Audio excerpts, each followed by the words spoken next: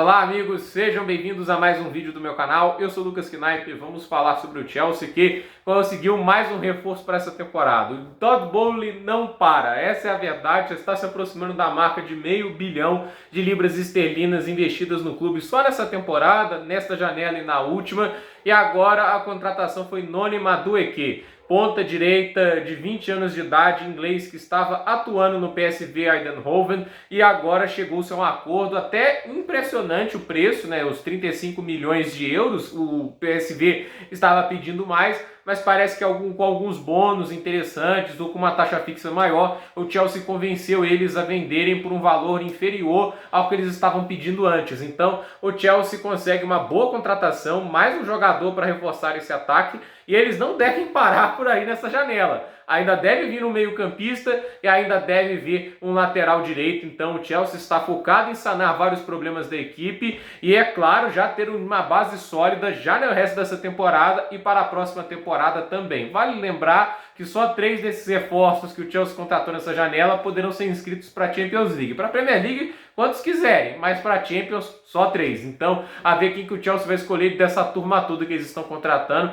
Existe até uma brecha, né, de que se vender jogadores que já estavam inscritos, aí você pode registrar outros no lugar, e aí podem ser até os novos reforços, mas o Chelsea até agora não vendeu ninguém que estava inscrito anteriormente. Então, a ver o que o Chelsea vai fazer. O Barcelona pode acabar tentando recomprar o Aubameyang, né? Porque o Depay foi vendido, não há um banco imediato para o Lewandowski na posição de centroavante. Então, a ver o que vai acontecer. Mas o fato é, né, que o Chelsea está fazendo uma reestruturação do elenco, uma renovação muito, assim, imediata, né? É melhor gastar tudo de uma vez, né, do que pagar mais pelo mesmo jogador daqui a algumas temporadas quando ele está mais caro, né? Eu acho que o Chelsea acerta nisso, né?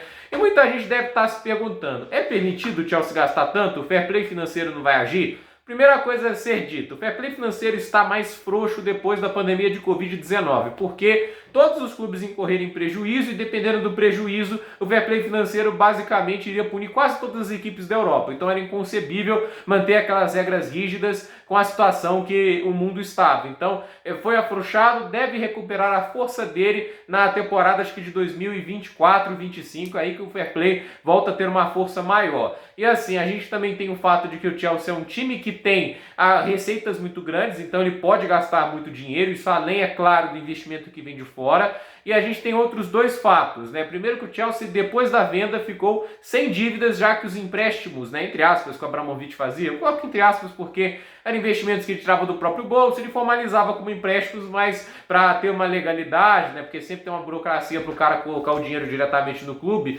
e ele cancelou esse dinheiro, que era superior, acho que 1,5 bilhão. Então, esse dinheiro todo que o Chelsea deveria devolver ao Abramovich, ele cancelou a dívida, mostrando assim que o Abramovich gostava muito do Chelsea, não à toa. Ele não só perdoou a dívida, como só foi processar o governo inglês por todas as sanções que fizeram a ele depois que a venda estava concluída, para não interferir no processo e prejudicar o clube, que poderia ficar até fora da Champions League se as sanções do governo britânico não acabassem, né? E assim, a gente também teve outra coisa, né, que é importante dizer. O Chelsea nos últimos 10 anos é o time que mais vendeu jogadores na Inglaterra e teve uma receita de 667 milhões de euros, né, ou libras, com venda de jogadores, o que é mais do que vários times do Big Six somados. Então, eles têm, assim, esses fatos que ajudam a colocá-los dentro do fair play financeiro, mesmo com esse volume assustador de dinheiro investido, né? Agora, falando do Madueke, jogador muito talentoso, dinâmico, é um cara que finaliza bem de fora da área, tem criatividade, capacidade de dribles. O Chelsea está atrás de um ataque que tem boa movimentação, encaixa bem com esse estilo do Potter, mas ao mesmo tempo um ataque cheio de personalidade, né? Jogadores que acabam desequilibrando bastante os jogos pelo talento que tem, entende?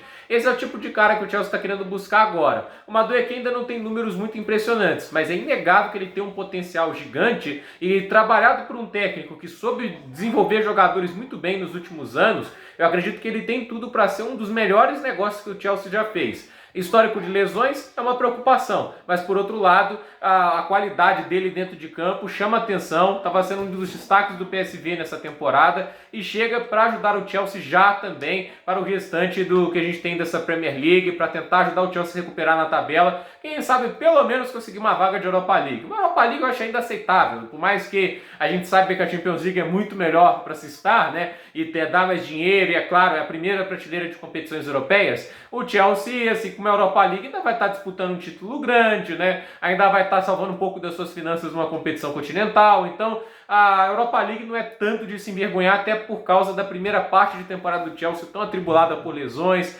problemas, as brigas do Tuchel com a diretoria. Agora o time reencontra um ambiente harmônico e parece se reestruturar de maneira bem mais interessante e já tem um elenco bem mais forte do que começou janeiro. Então, com os jogadores voltando de lesão, Reece James e Thiel, que já estão treinando, né? Com o Fofana retornando também e com todos esses reforços, o Chelsea volta a ser uma figura bem interessante na Premier League. Estou bem curioso para ver como o time vai desempenhar, mas como eu disse também, ainda tem mais jogadores para chegar e eles são importantes. O lateral direito é urgente com a ausência do Reece James e, é claro, meio campo vai ter algum outro reforço aí para ajudar, porque não dá para ficar contando só com as peças que tem neste momento. Zakaria machucado, Kanté machucado, estão tendo que contar só com Kovacic, Jorginho e o Gallagher para cuidar desse meio campo, pelo menos nessa parte mais defensiva. Na parte mais ofensiva tem o Maus, tem o Havertz, tem também o João Félix podendo atuar de 10, mas fato é que o Chelsea faz investimentos pesados e eu acredito que está fazendo numa janela fantástica até agora. Dependendo de quem ainda vai contratar, o Chelsea faz uma das melhores janelas de transferência em bastante tempo. Pelo menos